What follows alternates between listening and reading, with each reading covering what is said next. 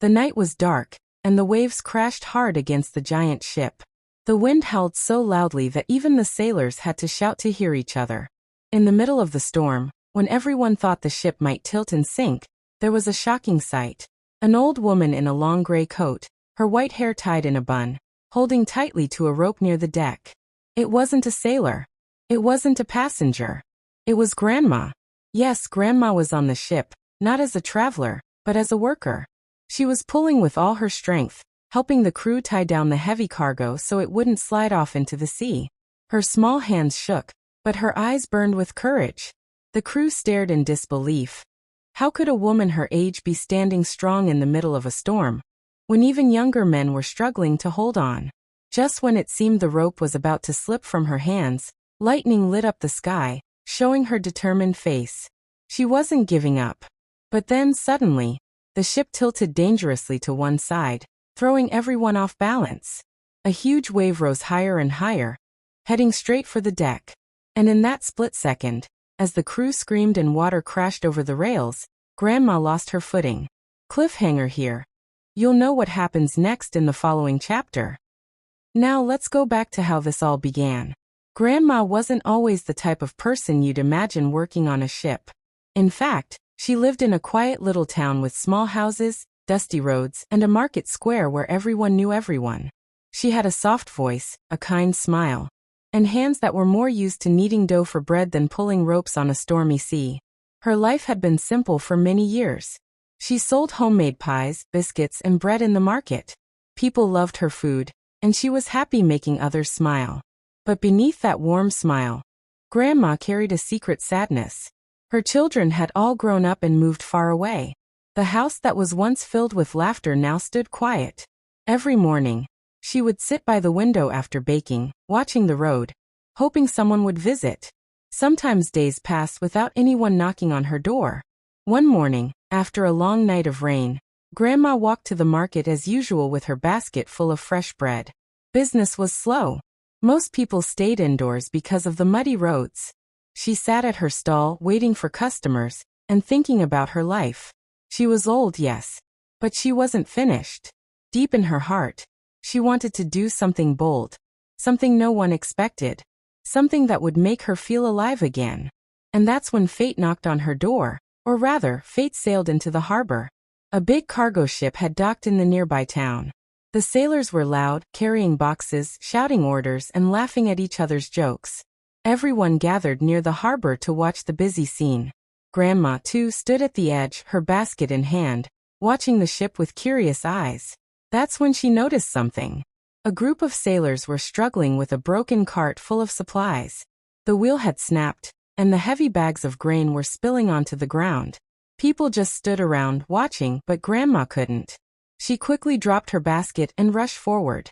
"Stand aside, boys," she said, rolling up her sleeves. The sailors laughed at first. "What can you do, Grandma?" one of them asked. But she bent down, tied her scarf tight, and with surprising strength, she began lifting the bags one by one, placing them carefully to the side. The sailors' jaws dropped. They didn't expect this old woman to be stronger than some of them. "Don't just stand there. Help me," she ordered. And suddenly, the young men found themselves following her lead. When the job was done, the captain himself came forward. He was a tall man with a thick beard and sharp eyes. He looked Grandma up and down, half amused, half impressed. "You've got spirit, ma'am," he said. "Ever thought of working on a ship?" Grandma blinked in surprise. Everyone around her gasped. Work on a ship? At her age? It sounded like a joke. But something inside her stirred. The idea felt wild, impossible, and yet exciting. "I might," she answered slowly, her eyes twinkling. The captain chuckled. "We set sail tomorrow morning. It's a hard life at sea, but if you're serious, come." That night, Grandma sat by her small kitchen fire, staring at the flickering flames. Should she do it? Could she really? Her neighbors would laugh. Her children might call her foolish. But what did it matter? She was tired of waiting for life to come to her. Maybe it was time she went chasing after life instead. The next morning, as the sun rose over the town, Grandma walked toward the harbor with a small bag in her hand. Inside was just a change of clothes, her knitting needles, and her Bible. She looked at the giant ship towering before her. The crew was busy preparing for departure. She took a deep breath. "Are you ready, Grandma?" the captain asked with a grin. Her heart raced, but she nodded. And with that, she stepped onto the ship, leaving behind her quiet town, and stepping into the adventure that would change her life forever. But Grandma had no idea what awaited her at sea. For while the calm harbor welcomed her, the ocean was not so kind. And soon, she would face the very storm that nearly threw her into the sea. The ship tilted sharply as the giant wave slammed against its side. Water poured onto the deck, sweeping across like a wild river. Sailors screamed, some grabbing ropes, others slipping and crashing into barrels. And right there in the chaos, Grandma lost her grip. Her small body slid across the wet wooden deck, her hands desperately reaching out for something, anything to hold. For a second, it seemed she would be thrown overboard into the roaring sea. "Grab her!" shouted one of the sailors. Just as her legs dangled dangerously close to the edge, a rough, calloused hand caught her wrist.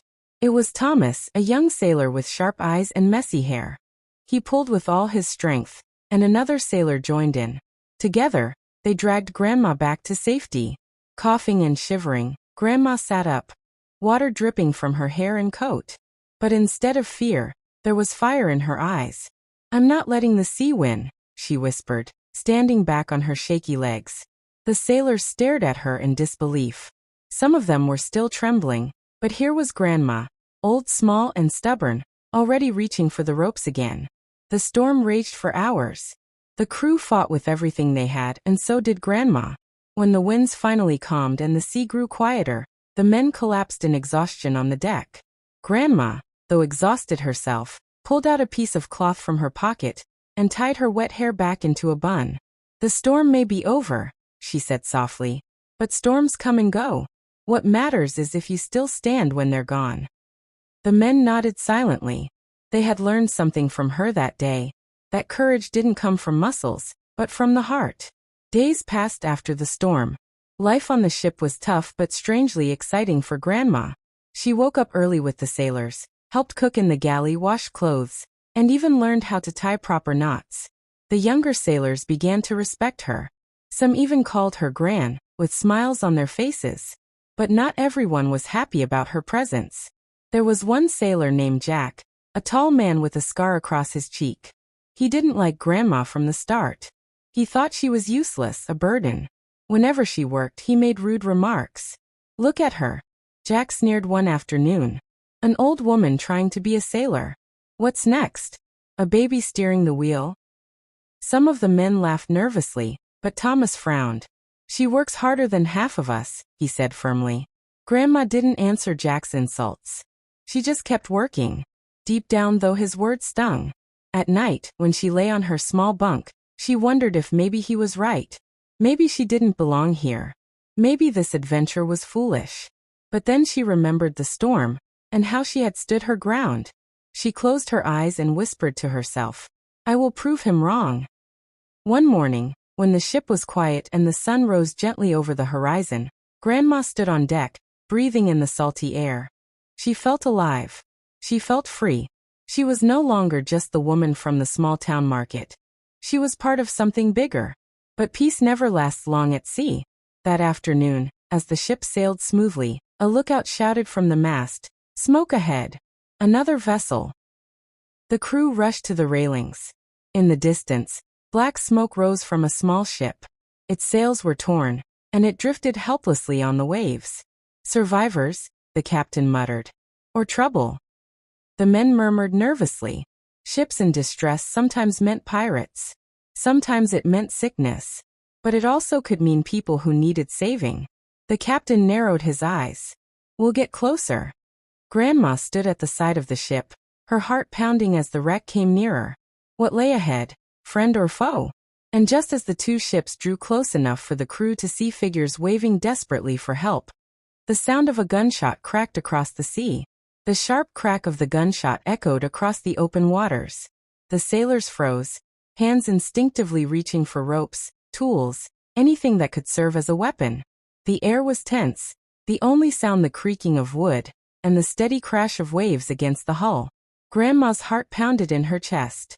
She gripped the railing tightly, her knuckles white. She had never heard a real gunshot before. For a moment, she thought about running below deck, hiding away until it was safe. But something inside her told her to stay. The captain raised his voice. "Hold steady. Don't panic. Let's see what we're dealing with." As their ship crept closer, the sight grew clearer. The small vessel was half broken, its mast snapped, sails shredded. Figures waved frantically, shouting for help. But one of them held a rifle. "Pirates." Jack sneered. "Looks like trouble to me." Thomas shook his head. "Or maybe desperate men trying to scare us so we'll keep away." Another shot rang out, this time hitting the water just feet from the ship's bow. The crew flinched. The captain frowned. "They don't want us close." Grandma took a step forward, surprising even herself. "But what if there are innocent people on that ship?" she said loudly. "What if there are women or children trapped inside?" The crew turned to look at her. Some rolled their eyes, but others seemed to consider her words. "Gran's got a point," Thomas admitted. "Not everyone waving out there is holding a gun." The captain sighed, rubbing his beard. He knew the risk. If it was a trap, they could all be in danger. But if it wasn't, leaving people to die went against everything he stood for. After a long pause, he made his choice. "We'll circle them. Keep our distance but stay ready." The ship slowly curved around the wreck, sails catching the wind as the crew kept their eyes sharp. From this angle, they could see the truth. Half the figures waving were gaunt, weak, and clearly starving. Some collapsed even as they raised their arms for help. Only one or two held weapons, and their hands shook with desperation. "They're not pirates," Grandma whispered. "They're survivors." The captain nodded grimly. "Prepare the ropes. We're pulling them aboard." The rescue was chaotic. The weak and sick had to be lifted carefully, one by one. Some sailors grumbled, afraid of disease spreading, but Grandma moved without hesitation. She gave water to a trembling young girl, brushed the hair from her face, and hummed softly to calm her. The child clung to her as if she were family. By the time the survivors were safe on deck, the sun was dipping low, painting the sea with shades of gold. The air was calmer now. The crew shared food and water with the rescued, though Jack still muttered under his breath. That evening, Grandma sat with the little girl beside her. She wrapped her in a blanket and told her stories about her small town, about pies and markets and laughter. The girl's eyes slowly closed, and she fell asleep against Grandma's shoulder. For the first time since leaving home, Grandma felt a deep sense of purpose. Maybe this was why fate had brought her here, to care for those no one else would. But the peace didn't last long. As night fell, and the stars scattered across the sky, a lookout called down from the mast. His voice trembled with fear. "Captain." Lights on the horizon, moving fast. Multiple ships. The captain's eyes narrowed as he grabbed his spyglass. He looked for a long moment, then cursed under his breath. "They're not merchant ships," he said grimly. "They're hunting ships." Grandma's stomach dropped. The rescued survivors weren't safe yet. They had been running from something. And whatever it was coming straight toward them. The night air grew heavy as the lookout's cry echoed across the deck. Every sailor froze in place, the rescued survivors huddling together in fear.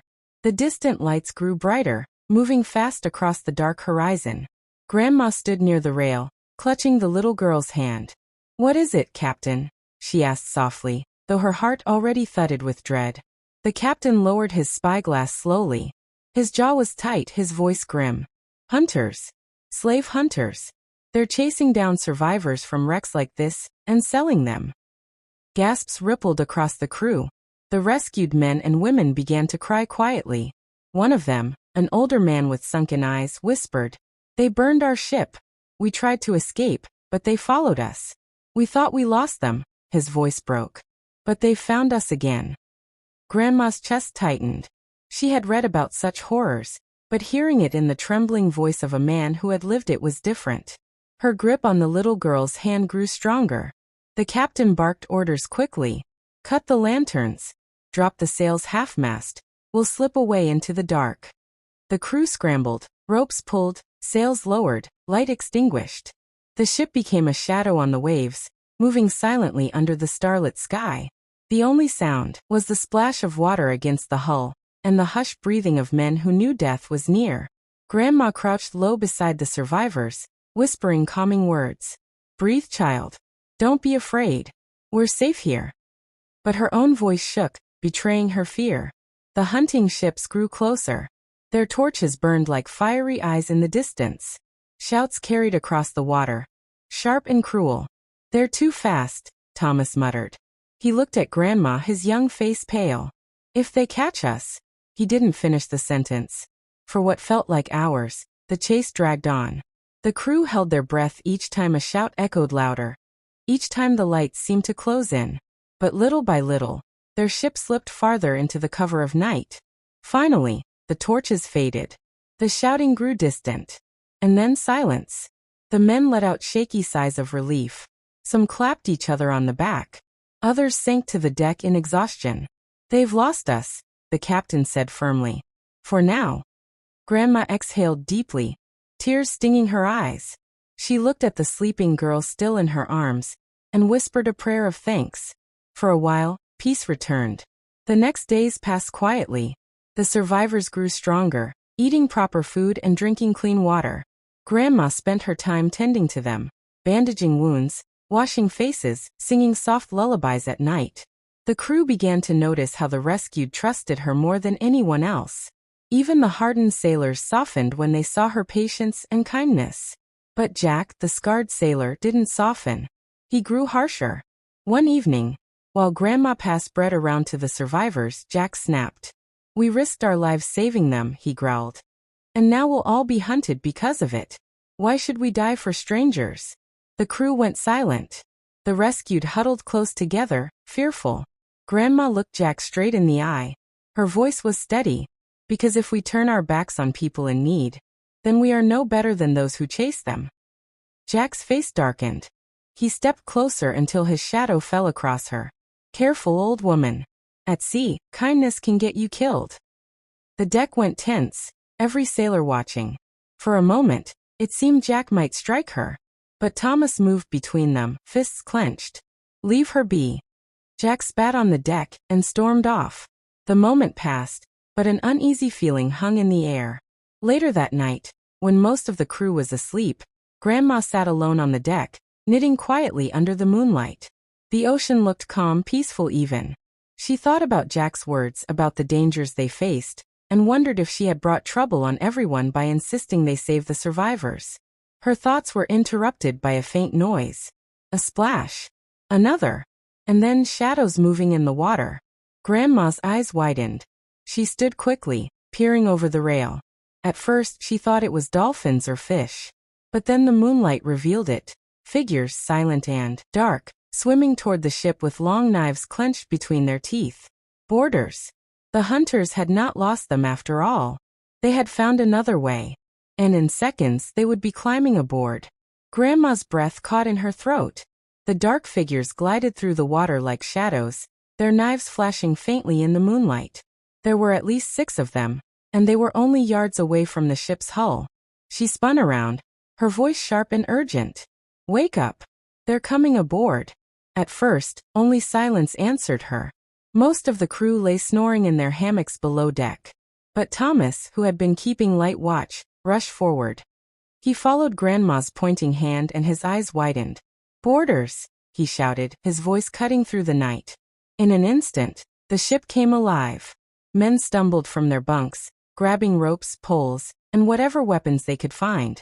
The captain stormed out, sword in hand, barking orders. "Defend the ship. Keep them off the rails." But it was too late. The first swimmer's hand clamped onto the side of the ship, pulling himself up with terrifying strength. Another followed, and another. The enemy was on them. Grandma grabbed the nearest thing she could. A heavy wooden bucket. As the first attacker swung a leg over the rail, she lifted the bucket high and smashed it down on his head. The man fell backward into the sea with a splash. The sailors cheered, but the fight had only just begun. Knives clashed with cutlasses, fists with ropes. The deck filled with chaos, shouts, groans, the thud of boots, the clang of steel. Grandma ducked behind a barrel, pulling the little girl close. She wanted to protect her, but she also wanted to help. Her heart raced as she spotted another attacker sneaking toward the survivors huddled together. Without thinking, she charged forward, swinging a broom like a staff. "Not on my watch," she cried, striking the man across the legs. He stumbled, giving Thomas time to tackle him down. The crew fought fiercely, and slowly, the hunters realized they were outnumbered. One by one, they leapt back into the sea, disappearing into the dark waves. The attack was over. The men panted heavily, wiping sweat and seawater from their brows. A few had cuts, some had bruises, but they had held their ground. "You did well," the captain said, nodding at the crew. Then his eyes fell on Grandma. "And you surprised me again." Grandma only smiled faintly, her chest rising and falling fast. "I've fought bigger battles in my kitchen," she said, though her knees trembled. The crew laughed, the tension easing. For a while, the deck felt lighter, safer. The survivors were calmed, the sailors proud, and even Thomas clapped Grandma on the back. But not everyone shared the joy. Jack stood at the edge of the group, his face dark, his eyes colder than ever. He hadn't lifted a hand during the fight, only watched. Now he stepped forward slowly. "This is madness," he said, his voice low but sharp. "We're risking everything because of her. If Grandma hadn't opened her mouth, we never would have taken those people aboard. And if we hadn't taken them, the hunters never would have come for us." The laughter died. The crew exchanged uneasy looks. "She's not a sailor. She doesn't belong here. She's going to get us all killed." Grandma felt the sting of his words, but she stood tall, refusing to let her voice shake. "If helping others is wrong, then I'll carry that blame," she said firmly. Jack sneered, stepping closer until he towered over her. "Then maybe it's time someone carried you off this ship." The crew gasped. Thomas shoved him back. "That's enough, Jack." But Jack's eyes glittered with something darker than anger. He looked at Grandma like she was the storm itself, something that had to be cast out. The captain growled. "Stand down, Jack. That's an order." Jack didn't reply. He just turned and walked away, his shoulders stiff, his fists clenched. But the look in his eyes made Grandma's stomach twist with unease. She had faced storms, hunters, and knives in the night. But now she wondered if her greatest danger wasn't outside the ship at all. It might be standing right on deck with her. The sea tested Grandma in every way. She had faced storms that nearly tossed her into the waves, hunters who wanted to capture the weak, and even Jack, whose bitterness made him an enemy within her own crew. But through it all, she never lost her courage. One final storm came, fiercer than all the rest. The sky cracked with thunder, the winds howled like wild beasts, and the waves rose higher than houses. The ship creaked as though it would break apart. Even the strongest sailors trembled. But there was Grandma, steady, determined, her hands wrapped around the ropes. She encouraged the crew with her voice, shouting above the roar of the wind. "Hold on. Don't give up. Storms don't last forever." And she was right. When the storm finally passed, the sea lay calm again. The sun broke through the clouds, painting the sky with gold. The men cheered, the survivors wept with relief, and the captain bowed his head in respect. Grandma had done more than survive. She had led them with her courage. Even Jack, once so full of scorn, could not deny the truth anymore. He stood before her silently, his pride broken. At last he muttered, "I was wrong about you, old woman." Grandma only smiled gently. "We are all wrong sometimes. What matters is what we choose to do next." When the ship finally reached safe harbor, the rescued survivors stepped off with tears in their eyes, thanking the crew. Many of them clung to Grandma, kissing her hands, calling her their guardian angel. As she stepped onto the shore, Grandma looked back at the vast sea. She was no longer just the woman from the quiet little town.